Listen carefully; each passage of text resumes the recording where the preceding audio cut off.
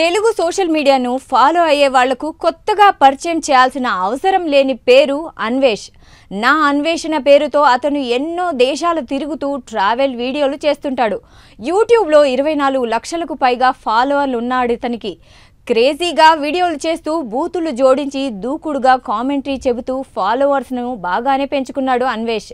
ఈ మధ్య అతను బెట్టింగ్ యాప్స్ వాటిని ప్రమోట్ చేసే వారి మీద యుద్ధం ప్రకటించి గట్టిగానే పోరాడుతున్నాడు.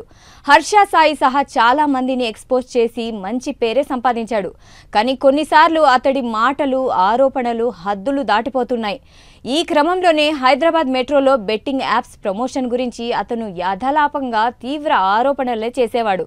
Hyderabad metro betting apps promotion డీల్స్లో భాగంగా ఏకంగా 300 కోట్ల రూపాయల స్కామ్ జరిగిందంటూ అన్వేష్ చేసిన ఆరోపణలు దుమారం రేపాయి. Telangana DGP, metro MD NVSS Reddy, మాజీ చీఫ్ సెక్రటరీ శాంతికుమారి ఇలా చాలా మంది మీద అతను ఆరోపణలు చేసేవాడు. వీరందరూ బెట్టింగ్ యాప్స్ ప్రకటనలతో 300 కోట్లు సంపాదించారని ఆరోపించాడు. ఈ వీడియోలు సోషల్ మీడియాలో వైరల్ అయ్యాయి. వ్యవహారం సీరియస్ అయిపోయింది. ఒక పోలీస్ కానిస్టేబుల్ ఈ ఆరోపణల మీద ఫిర్యాదు చేశారు. దీంతో అన్వేష్ మీద కేసు నమోదైంది. అన్వేష్కు సోషల్ మీడియాలో మంచి ఫాలోయింగ్ ఉన్న దృష్ట్యా ఈ ఆరోపణల వీడియోలు వైరల్ కావడంతో ఉన్నతాధికారులు సీరియస్ అయినట్లే కనిపిస్తుంది. దీంతో అన్వేష్ను ఇండియాకు రప్పించడమో లేక వచ్చినప్పుడు అరెస్ట్ చేయడమో తథ్యంగా కనిపిస్తుంది.